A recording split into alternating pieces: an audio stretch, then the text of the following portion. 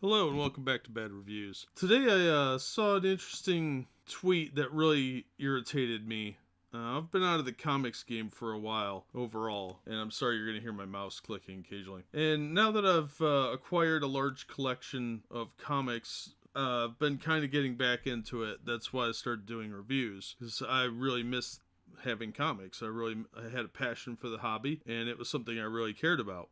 And now, as I'm getting back into comics and seeing more and more of what's become of the industry, I find a lot of it very sickening, honestly. It is very childish now, and social media has not helped that at all. And when I look around on YouTube and other streaming services and see what is out there and do a little research, a lot of what I see out on YouTube is much different. There's a lot more positivity, a lot of real fans out there, people that really love the hobby. But there are also people that don't. And one of which I discovered today was Comicstorian. He's got over 1 million subscribers, and he basically just recaps what happens in issues with a flair of melodrama. Not in a way that I think encourages people to buy the books. I think it actually discourages purchase of the books, which I find kind of repulsive. It's one thing if you're reviewing it and saying general overview of what happened. A lot of us do that. But it's another to disincentivize people from participating in the hobby. If the comic shops go out, so does the hobby. Comics aren't available on the newsstand anymore. And we need those shops to keep the hobby alive. And since comics are so high priced, it's very difficult to get younger people into them. There's plenty of other entertainment to distract them that they can get more bang for the buck. So I find a lot of what he does to be borderline intellectual property theft. But he knows the line, obviously. But what bothered me about this guy the most is this tweet that he pinned to the top of his Twitter page. And I'm going to quote it here. It says, "Let me clarify something for you guys in this, quote, fight for comics culture, end quote. Some of us just don't care. Not everyone is on a side or cares what the editorial staff of a company is doing. It's stories that revert once poor sales happen.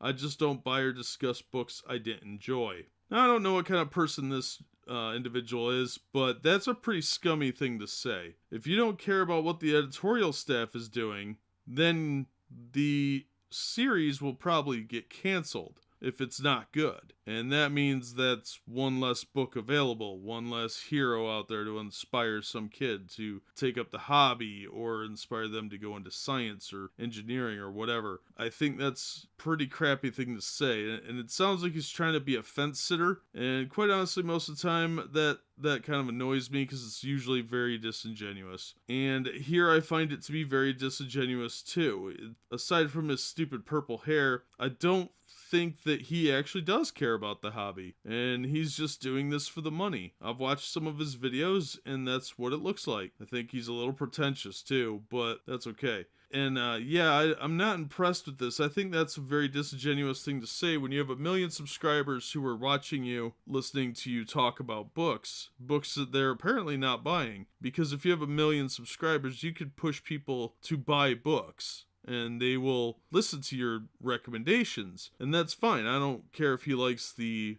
more modern take on the characters or not. This is really kind of insulting to his own viewers and the fans and the people that make the books. A lot of work goes into these. Well, not so much these days. But that really offended me. I wanted to complain about it because all around the country there are a lot of stores going out of business. I'll put some headlines up from Bleeding Cool and a news outlet that I found just on 2 minutes of searching. Not even. They were top couple results. Lots of stores have gone out of business in the last couple of years, and a lot of that is blamed on the heavy-handed politics that's in comics now, and the really poor sales of some really terrible books. And I don't know why anyone would be surprised that these shops are closing up. The books are awful. And that is strictly at the feet of the editorial staff that are allowing these horrible, horrible books to slip through. And Marvel's even making a lot of bad mistakes, like misspellings. Look at the cover of the 2014 calendar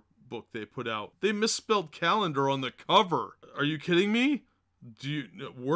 Microsoft Word would autocorrect that for you, underline it at least. So I find it very sad and pathetic if he doesn't care about the health of the industry. With all these stores going out, there's fewer people that are buying comics, fewer new people coming in, which also will eventually cut into his fan base. Just because he doesn't like something doesn't mean you shouldn't pay attention to it. I read books I don't like all the time. And, I did, and I'm starting to again. And I will review them. I will give them my honest opinion. Why doesn't he do the same? Why do you have to be disingenuous and say that it doesn't matter and you don't care? Well, if you don't care about the hobby, why are you in this? Why are you doing these weird, dramatic, mostly unfunny reenactments? I understand I'm probably going to make some people angry, and I have a very small channel, so I'm probably frightening away some potential listeners, but this is insulting to listeners as well as editorial staff and publishers, saying their work doesn't matter. I understand if you like the way things are going, that's fine. Support the books you like, but don't say you don't care. If you're in the industry, you're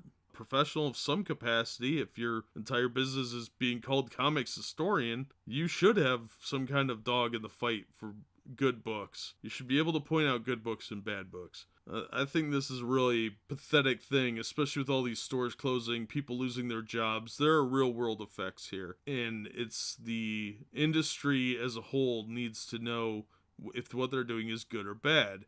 And fence sitting doesn't help with that. So yeah, this just irritated me, and I wanted to do a quick little rant about it. Sorry this went on so long. I don't like this guy. I think he's just in it for the money. It seems like a cash grab to me. And I have a feeling he's probably not even a real comic book fan. He's just doing this because it's getting him money. But that'll do it for this rant. Thanks for listening. I appreciate that. And hopefully you'll join us on the next episode.